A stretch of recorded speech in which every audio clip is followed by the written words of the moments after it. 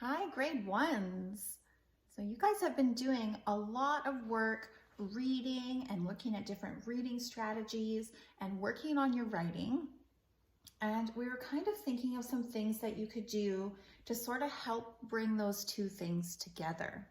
So you guys are getting really good at reading a lot of different types of words, a lot of really big words, and sometimes it's a little bit hard to kind of bridge that gap between being able to see the word and read it and then being able to write it down. So here are a few things that you can do and you can practice either on your own or with your family at home to sort of help that and work with some of those words. So I have a word list here and it goes through a whole bunch of different examples, but really what you're going to need is some letters. So depending on what you have at home, you might have a type of Scrabble game that includes letters. So these letters right here are from a game called Upwards. There's also, this is a Scrabble Junior game, and it has a whole bag of letters on these individual little cardboard pieces. And I know the adult Scrabble game has kind of little, almost wood-like tiles that have letters on them. And some of you lying around home might have some of these magnetic letters that you put up on your fridge. So you might have some of those kind of kicking around that you can use as well. If you have, this is a cookie sheet from the dollar store. So this was $1 or $1.50, and all those letters stick to it. So it's kind of fun to use those letters on a sheet like this, and you don't have to be sitting in front of a fridge or a magnetic board. You can take this and you can have it on your lap, on the couch, or on your bed, or anywhere in your house, and you can still kind of manipulate and play with different letters. And that's what we're going for with this exercise. If you don't have any tiles like these from a type of a game, you can make them. All you have to do is take a piece of paper and cut it into squares and then write the letters of the alphabet on those squares. You probably need at least one of every letter, but I would say almost two of every letter. And maybe your vowels and your more common letters, you might want maybe three. But start with two of every letter, and that's probably more than enough to get you started to do some of these exercises. And so what we're going to do is we're going to look at CVC words to start. Those are consonant, vowel, consonant words. So you want to get out a bunch of your letters somewhere that's available to you, where you can see them. And you can start working through this list. So the first CVC words are with the vowel A. Can you all remember all of the vowels? See if you can say them out loud. That's right. A, E, I, O, U, and sometimes Y. So I have a list of all the different vowels here and then a bunch of endings. So the first one with the A is an A-B ending. So all you would do is you would find an A and find a B and put them together like this, somewhere on a table, or an A-B with these letters on a magnetic board, or even just flat on a table, on your fridge, whatever you have. And then what you're gonna do is you're gonna try and look at all these letters in the alphabet and all these letters that you have, and you're gonna try to make words. So maybe start out with a goal of making 5 different words. Maybe if that's really easy, you can do 10. Maybe the next time you try, you can try and do as many as possible.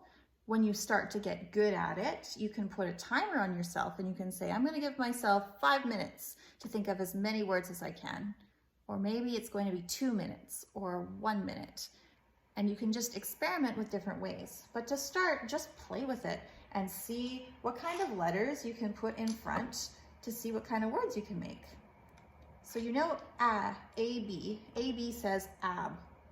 Ab.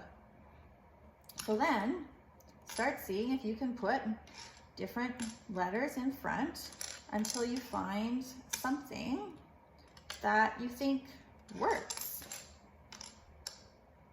So when you're doing this and you're moving these letters around, you're using movement, and that's activating a certain part of your brain.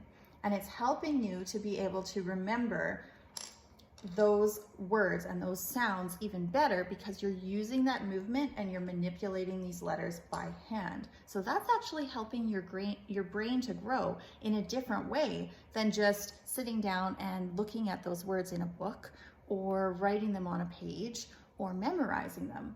And as you're going through, you're looking at all of these different letters and you're making the sounds. You're going t-ab, tab. You know what? I think tab's a word. And then you're going around and you're saying s-ab. I've never heard of that before. I don't know if sab is a word, but I've still used my brain and I've been thinking, and I'm using my visual knowledge to look at those letters and to make the sounds that go with those letters. And you know what I'm doing when I'm doing that? R-ab. I'm practicing this ab sound. And I'm getting really, really good at recognizing ab. So when I do go to read and I see a word in a book and it has A, B together, I know right off the bat that that's ab. And I'll be able to, instead of going d-a-b, I'll go d-ab. And it starts to improve that fluency of your reading because you're going to recognize sounds that go together a lot faster. So this is a great, great way to practice this. Then the way to take this even one step further is to add in a writing component. So now as you go through, you open up your book to a page, and you write down all the words that you think are real words. So dab, I'm pretty sure dab is a word. So I'm going to really practice using my house,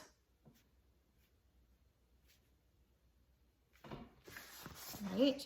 Using my house with the upstairs, the main floor, and the basement. And I'm gonna practice making my letters as perfectly as I can. And I'm gonna say, yep, dab is a word. And then I'm going to write dab. And I probably won't write all in capitals, even though the letters I'm using are capitals. I'm gonna use my brain and I'm gonna think, I don't write in all capitals. So I'm gonna write it how I would normally write it. And I'm gonna make sure I don't have any floating letters. I'm gonna make sure they're all on the line. And I'm gonna close all my circles, use up the whole, whichever floor of the house that they're on. And I'm going to very neatly write the word dab. And the other word that I had found, and I had this T in front, was tab. That's also a word. So I'm gonna use my finger space, and then I'm going to write same thing as neatly as I can. I'm going to write tab. So now I have dab and I have tab, and maybe I'm just gonna try to see if I can think of 5 different words that have ab in them. Let's see. Oh, what about this one? A C, cab. Yeah, so then I'm gonna write down C-A-B, cab. And maybe even I can think of words that have 2 letters in front if I want to challenge myself, because cab made me think of another word. Crab. The CR is crab. So I'm going to use my finger space and I'm going to write down crab. And maybe I can find another letter in here. And if I can't think of one off the top of my head, I can just start putting letters in front. Yab. Is yab a word? I'm not sure. Oab?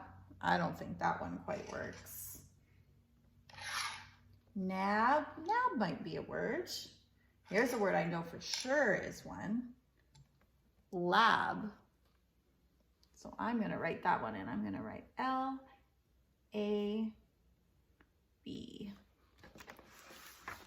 So when you practice writing those words, now what you're doing is making your brain grow even more because you're using both sides of your brain. You're using one side of your brain to visually look at those words. You're using the movement parts of your brain to pick up the letters and place them together. And now you're using a writing part of your brain to write them down. So not only are you getting the visual of building this word so that you will be able to read it quickly when you see it in a book, but you're also getting the writing piece of practicing to write the word. So when you go to write words that have A, B in them in your writing, you'll be able to remember a little bit faster how to spell those words and how to write them.